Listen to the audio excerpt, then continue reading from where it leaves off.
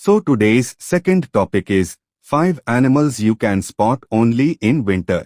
सर्दियां पूरी दुनिया के नज़ारों को बदल देती हैं और साथ ही एक खास मौका भी लाती हैं।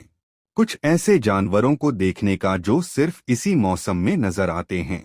जैसे जैसे ठंड बढ़ती है, कई प्रजातियां गर्म इलाकों की ओर चली जाती हैं, ऊंचे पहाड़ों से नीचे उतर आती हैं या खाना ढूंढने में ज्यादा सक्रिय हो जाती हैं। इसलिए सर्दी ही एकमात्र मौसम है जब आप इन्हें सचमुच देख सकते हैं।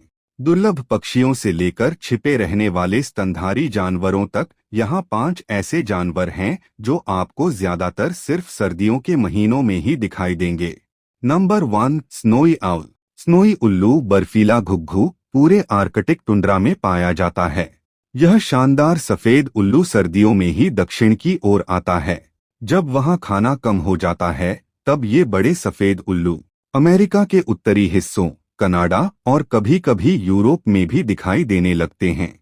इनका चमकदार सफेद रंग इन्हें सर्दियों का सबसे प्रसिद्ध मेहमान बनाता है। Number 2, Arctic fox.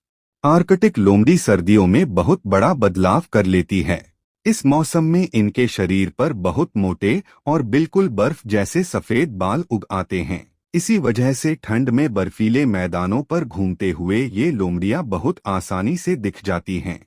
ये सफेद कोट सिर्फ सर्दियों में ही होता है, इसलिए सर्दी में इन्हें देखना सचमुच बहुत खास बात होती है। Number 3, harp seal pups.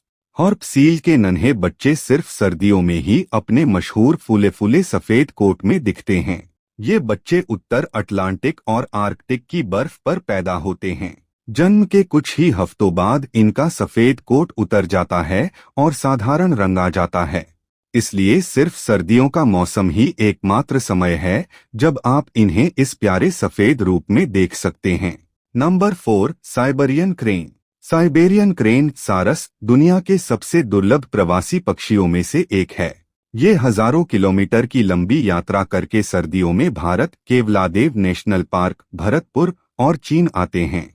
इन्हें आप सिर्फ सर्दियों के महीनों में ही देख सकते हैं।